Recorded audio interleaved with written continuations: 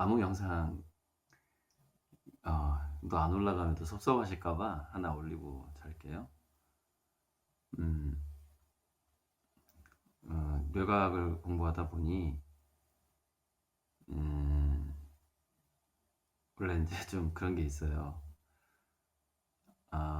태어나자마자 이제 아버지가 안 계시 안 계신 아버지가 없는 자녀들, 그 중에서 이제 특히 아들들에게 일어나는 몇 가지 변화가 있는데, 어, 이제 진화생물학이에요. 수컷들은 자기 옆에 강한 수컷이 있게 되잖아요. 이렇게 어려서부터 성장을 하면 자기보다 강한 어른, 아빠가 있었을 경우에, 그랬을 때 그 본능적으로 어른 수컷의 그 테스토스테론의 냄새를 맡습니다. 새끼들이. 그래서 자기가 이길 수 없다라는 것을 본능적으로 학습을 합니다. 그래서 이렇게 태어나면서부터 자기 옆에 이제 강한 수컷이 있었느냐, 가까이에 같이 살면서 있었느냐 없었느냐에 따라서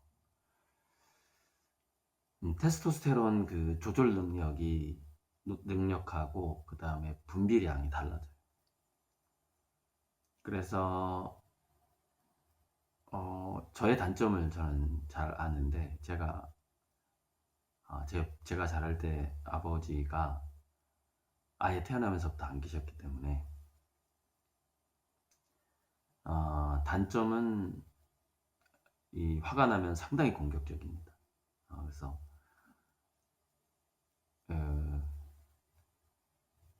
욱하는 성격이 굉장히 있어요. 왜냐하면 그 분노 조절 장애라고 그러는데, 테스토스테론이 굉장히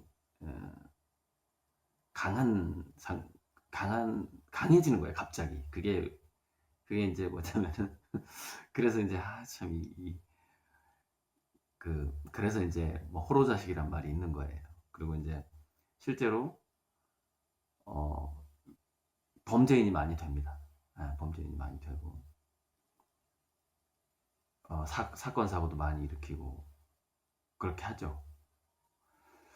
그런데 이제 그런 노이즈가 많이 생기죠. 왜냐면 이게 제어가 안 되니까, 어려서부터 강한 수컷의 냄새를 안 맡고 자란 거죠. 그런데 거기서 좀 장점이 하나 있어요. 그러니까 예를 들어서 한 1000명의 그 아들들이 이제 태어나자마자 자기 옆에 아버지가 없었다고 쳐요. 그러면은 한 980명 정도는 어, 좀 사회에서 티가 납니다. 그게 다 티가 날 텐데, 그게 좀 더 세요. 이렇게 반항적인 기질이 굉장히 셉니다. 테스토스테론이 이렇게 조절이 잘 안 되는 데다가 공격성과 그 분비량 자체가 많아지기 때문에, 그러니까 뭐 그 아버지랑 떨어져 살았다거나 이렇게 해도 좀 그게 좀 강하죠. 그리고 이제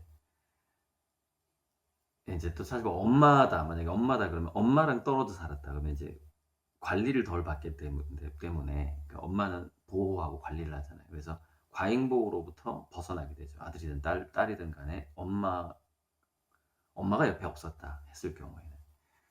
그래서 이제 엄마가 옆에 없었다 했을 경우에는 이제 그 테스토스테론의 문제가 아니라 더 창의적이 되죠.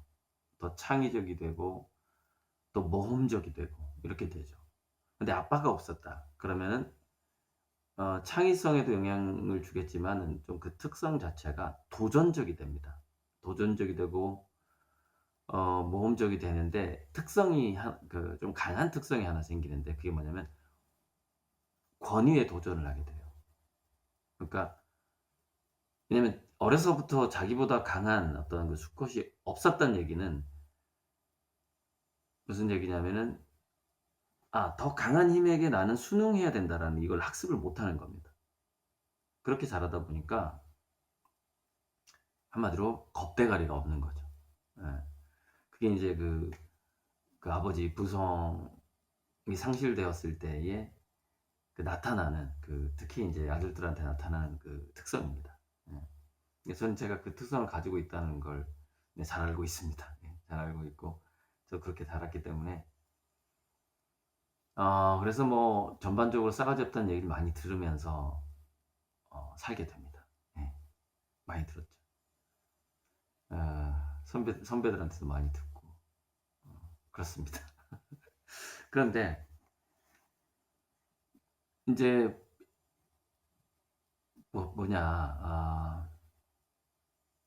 그런데 바로 그 강한 어떤 권위에 도전하는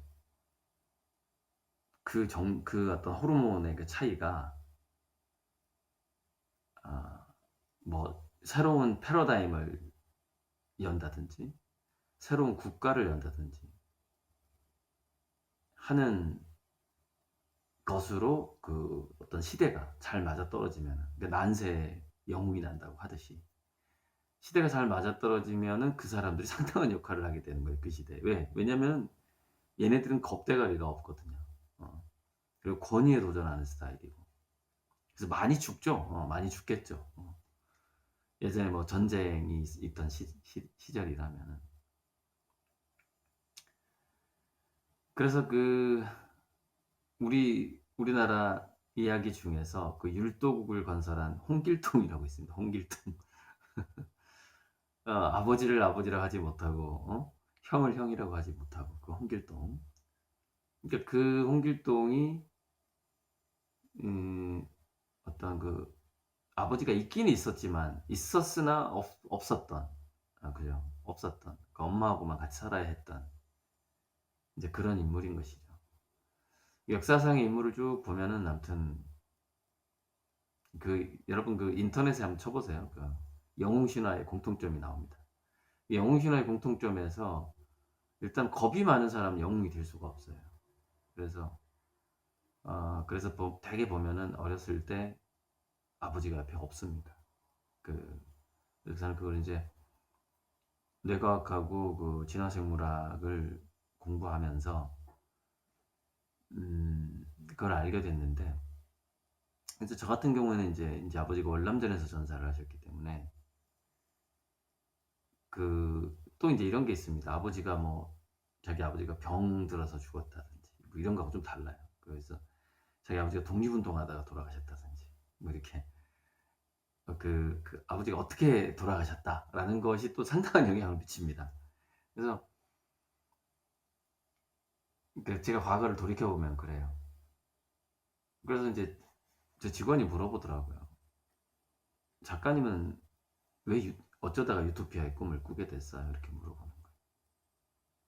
그래서 저는 이제 처음에는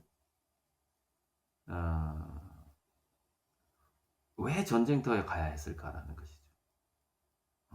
실제로 우리 가족은 그 아버지가 없음으로 인해서 상당히 우리 가족뿐만이 아니에요. 그러니까 우리 할아버지, 뭐 삼촌들 굉장한 피해가 있었어요. 굉장한 뭐랄까 공백이 어마어마했어요. 왜냐하면은 논밭을 팔아서 장난만 가르쳤는데, 그러니까 몰빵을 한 거죠. 큰아들 몰빵 얘기하잖아요. 한류의 역사 강준만 교수가 그때 강의 때 얘기했잖아요. 큰아들 몰빵 문화. 우리 집도 사실 큰아들한테 몰빵했거든요. 우리 아버지가 장남이었단 말이죠. 상당히 그래도 똑똑했고 공부도 했고 사회적인 리더가 될 거라는 어떤 기대도 있었던 장남이 만 24세, 25살에 월남전에서 전사를 한 거죠. 거길 이제 왜 갔느냐는 여러 가지 이제 복합적인 이유가 있는데, 징병은 아니었고 자원 입대였어요. 근데 그 자원 입대한 게 이유가 아버지 편지에 나와요. 유서 편지에 나오는데 두 가지, 두세 가지 가장 주요된 강한 이유가 뭐였냐면 집안이 너무 가난하다였어요. 우리 집이 너무 가난하다. 그래서 최소한 내가 가서 죽더라도 큰 돈을 벌 수 있다. 이게 이제 그 편지에 많이 나옵니다. 그러니까 이제 죽을 각오를 하고 간 거죠. 근데 이제 그러면은 저로서는 두 가지가, 우린 항상 그 아버지의 복수를 자식이 하잖아요. 그럼 이제 두 가지의 저의 원수가 생긴 거죠. 두 가지의 원수가 뭐냐? 첫 번째는 가난. 가난이 저의 원수인 거예요. 아버지를 그 전쟁 때 내몬 첫 번째 이유니까. 그게 가난이죠. 우리 할아버지는 농사꾼이었는데 땅이 없는 농사꾼이었으니까. 네. 두 번째가 뭐였냐면은, 두 번째는 뭐죠? 왜 전쟁을 해야만 하는가라는 것이죠. 그죠? 그러니까 두 가지 조건이 필요하잖아요. 전쟁터가 있어야 되고 가난해야 되잖아요. 예전에 그래서 그 세금 못 내면 군대 끌려갔잖아요. 아니 어디나 그랬어요. 어디나. 돈으로 그걸 대신하는, 자기 아들을 군대 안 보내고 돈으로 대신하는 그런 집들이 다 있었죠. 그걸 이제 장군의 아들, 신의 아들이라고 좀 이제 우리가 뭐 그 중에 한 명이 뭐 유승준 이렇게. 저 참 우리 고등학교 후배 싸이를 참 좋아합니다. 군대 2번 간 남자. 어쨌건 두 가지 조건이 필요하잖아요. 전쟁하고 가난. 그러면 이제 제가 만약에 그 아버지의 원수를 갚아야 돼. 그럼 두 가지를 없애야 되는 거예요. 그게 뭐냐? 가난하고 전쟁을 없애야 되는 것이죠. 그것이 직접적인 원인이죠. 그러니까 그게 조건이었던 거죠, 그 당시. 그러면은 어떤 평화, 전쟁의 반대말은 평화, 가난의 반대말은 풍요죠. 공식이 딱 나오죠. 평화가 유지되면서 풍요로운 세상, 그죠? 근데 또 이제 우리 아버지가 기타를 잘 쳤어요. 어렸을 때 노래도 잘하고. 그래서 갑종 220기인가 그런데 거기 졸업 앨범에 보면은 노래를 할 때마다, 그 당시에 이제 남인수라는 가수가 굉장히 인기 있었던 가수죠. 그래서 남인수의 비유가 됐죠. 그 졸업 앨범에 그렇게 적혀 있어요. 노래를 하면 남인수가 노래를 부르는 것 같다, 막 이러면서. 저보다 훨씬 노래를 잘했던 것 같아요, 아버지가. 저도 이제 10대 때는 좀 잘했는데 이게 무뎌지더라고요. 감각이 많이 무뎌지더라고요.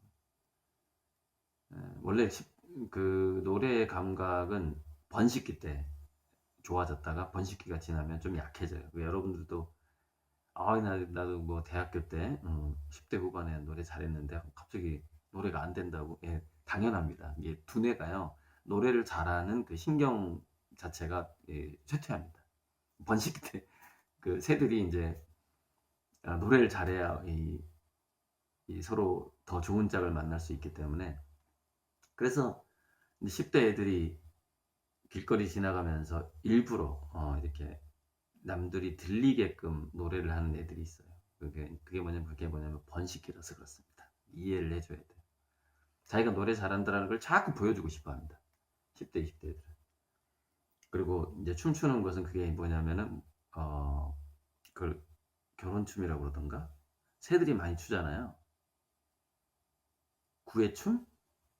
짝짓기춤? 그래서 짝짓기춤 같은 거예요, 그게. 그래서 이제 그 춤 동작이 아주 좋으면은 이제 인간도 동물처럼 굉장히 매력적으로 느끼고, 또 노래를 잘하면은 그 DNA가 좋은 DNA를 갖고 있다, 이렇게 이제 인식을 하게 되죠. 그래서 그 까치라든가 뭐 까마귀라든가 그 새들의 울음소리를 연구한 사람들 보면은 다 또 우리 귀에는 똑같이 들리지만은 정확하게 분석을 해보면은 얘네들이 시대에 따라서 그 울음소리가 바뀐다는 겁니다. 까치와 까마귀도 조금씩 바뀌니까 우리가 모르는 거예요. 우리는 음악이 아주 빨리 바뀌잖아요. 빨리 바뀌는데 얘네들은 조금씩 바뀌는 거예요. 그래서 까마귀나 까치들도 그 노래가 그 변주를 좀 잘하는 애들이 인기가 좋다는 거예요. 그러니까 응용력이 좋은 거죠. 노래할 때. 자기만의 풍으로 이렇게 자기 아버지 할아버지한테 배운 그대로 노래하는 게 아니라 조금 자기만의 풍으로 노래를 하면은 이제 암컷들한테 인기가 좋은 거죠. 새들도 그렇습니다. 그러니까 어쨌건 그래서 그래서 이제 아버지가 잃어버린 꿈이 있잖아요. 그게 뭐예요? 평화, 풍요, 풍류. 원래 풍류를 좋아하는 사람이었거든요. 그러니까 세 가지 잃어버렸잖아요. 풍류하고, 풍요하고, 평화. 3P네. PPP. 그죠? 아무튼 영어로 하지 맙시다. 하지 말고, 아무튼, 풍요를 영어로 뭐 하면은, 아무튼, 하지 맙시다. 아무튼, 각자 가장 아주 적합한 영어 단어가 있을 텐데, 풍요와 풍류와 놀이 문화, 그리고 평화, 이 세 가지가 사라진 것이죠.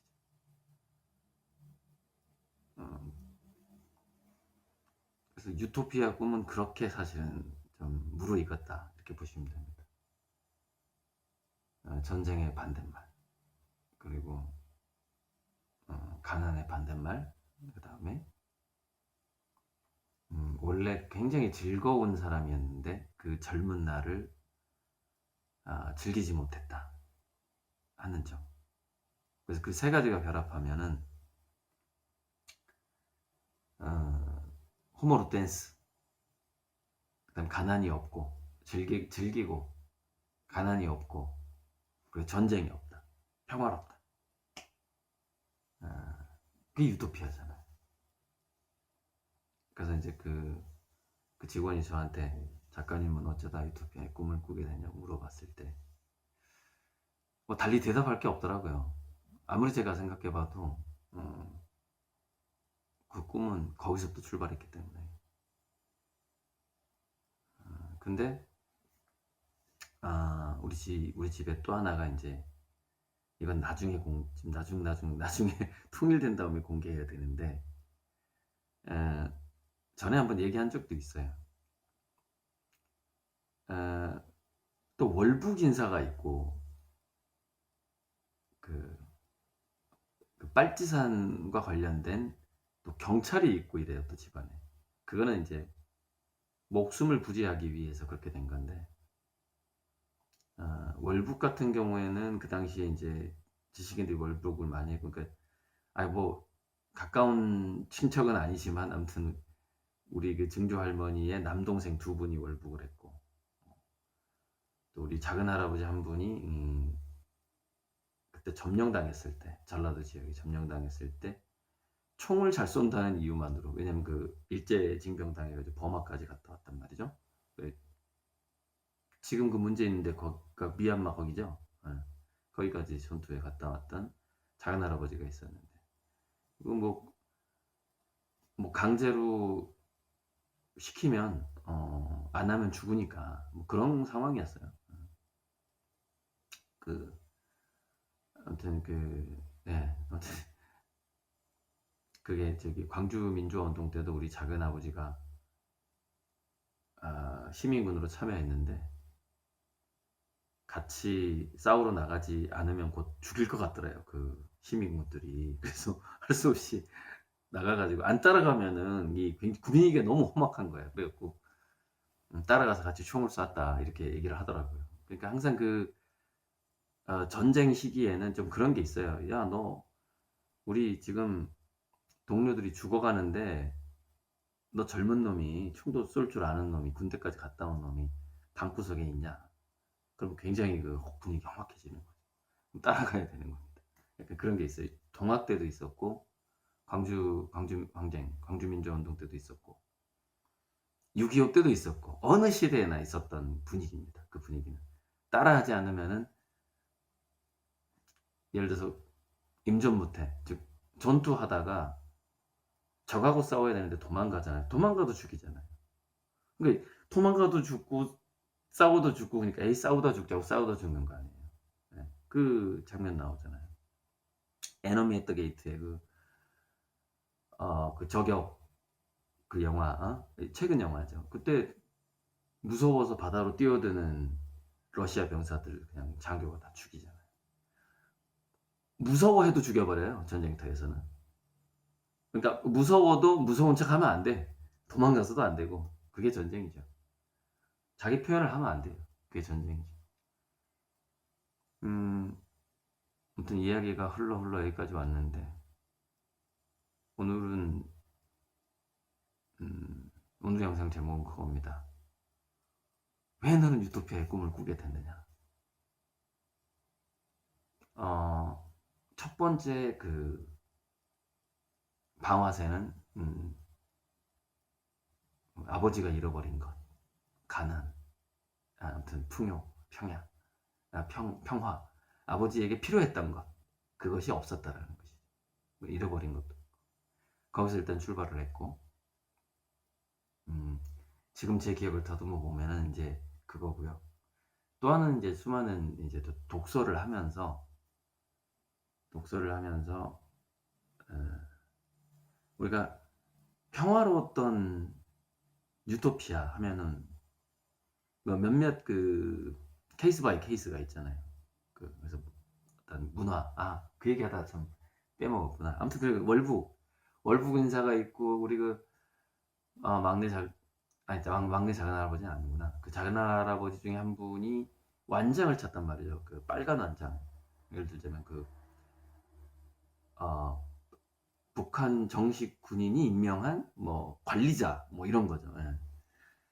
그러니 이게 우리 아버지 때가 그 친삼촌이 빨간 완장을 차버렸기 때문에 그 안 차면 죽인다니까요. 죽이니까 찼던 거였다니까. 안 차면 죽이는데 어떡할 거야? 그러면은 찼어. 그러면은 이제 삼촌이 빨간색이 칠해져 버렸어. 그럼 우리 할아버지하고, 아니요, 우리 아버지, 거기 삼촌들은 어떻게 돼요? 군인, 경찰, 공무원이 될 수가 없을 뿐만 아니라, 그 당시 분위기는 뭐냐면 대기업에도 못 들어가요. 아무리 어떤 공부를 잘한다고 해도. 면저제라는 게 아주 무섭고 지금도 남아있을 겁니다. 그런 분위기가 또 있었어요. 그래서 이제 상당히 고민이 많았죠. 실제로 우리 작은 아버지가 정교꿀 서울대가다에 나오는데, 이 이야기가 나오는데, 특공대 출신인데 경찰 시험에 합격을 한 거예요. 우리 아버지 바로 밑에 작은 아버지. 면접에서 떨어진 거예요. 면접에서. 근데 그 면접관이 직접적으로는 얘기를 못하고, 자네는 이런데 시험 보러 오지 말게 이러더래요. 그러니까 이제 그 당시에 이제 그게 철저하게 연저제가 시행되고 있었는데, 그거를 이제 우리 작은아버지가 몰랐던 거죠. 그래서 그 이후에 이제 사실 꿈이 좌절된 거잖아요. 뭐 자기는 경찰 되고 싶었는데 면접에서 떨어졌으니까. 그래서 뭐 했는 줄 알아요? 오리 키웠어요. 오리 농장 했어요. 오리 농장. 그래서 작은아버지 오리 농장 키울 때 오리 농사, 오리 밥을 줬던 사람이 우리 삼촌이에요. 삼촌이 이제 그렇게 어렵게 뭐 중학교도 못 나왔어요. 삼촌이. 그래서 검정고시로 겨우 먹고 덕인고 가가지고 겨우겨우, 그래서 늦게 이제 미술을 배워가지고 서울대미대를 갔는데, 중대미대 한번 합격하고 그다음에 서울대미대 갔는데, 그게 이제 뭐냐면은, 그러니까 그것도 뭐냐면 이거예요. 우리 작은아버지는 오리를 키울 수밖에 없었고, 경찰 시험에 합격했지만 면접에서 탈락하고 오리를 키웠고, 그러면 이제 자기 경험이 있잖아요. 그럼 어떻게 해야 돼? 자기 동생들 두 개밖에 없어요. 장사하거나 뭐 예술가 하거나 뭐 이런 거예요. 별로 이제 권할 만한 데가 없는 거예요. 자기 한번 그걸 경험을 했기 때문에. 그래서 미술학원에 가는 거를 아마 적극 찬성했는지 뭐 어떻게 했는지 모르겠는데, 그래서 우리 삼촌이 그림을 배우기 시작한 거죠. 어쩌면 그래서 우리 아버지는 월남전에 가기 전까지 그렇게 노래를 즐겨 불렀는지도 몰라요. 기타를 치면서. 그거는 뭐냐면은 예체능으로 빠질 수밖에 없는 상황이었던 거죠. 그 집안 상황 자체가. 그러니까 이게 이제 하나로 그림이 엮이기 시작하는 거죠. 저는 유토피아를 꿈꾸게 됐고, 화가가 되게 된 거죠. 왜냐면 집안 분위기 자체가 예체능이 아니면 갈 데가 없으니까. 그렇다고 장사꾼의 두뇌가 아니에요, 우리 집안은. 그 장사를 하면 손해봐서 남한테 포주당하면 망할 집안이에요. 장사로 이득을 절대 볼 수 없는 집안이거든. 다들 그래, 다들. 그 DNA 자체가 퍼주는 DNA라서.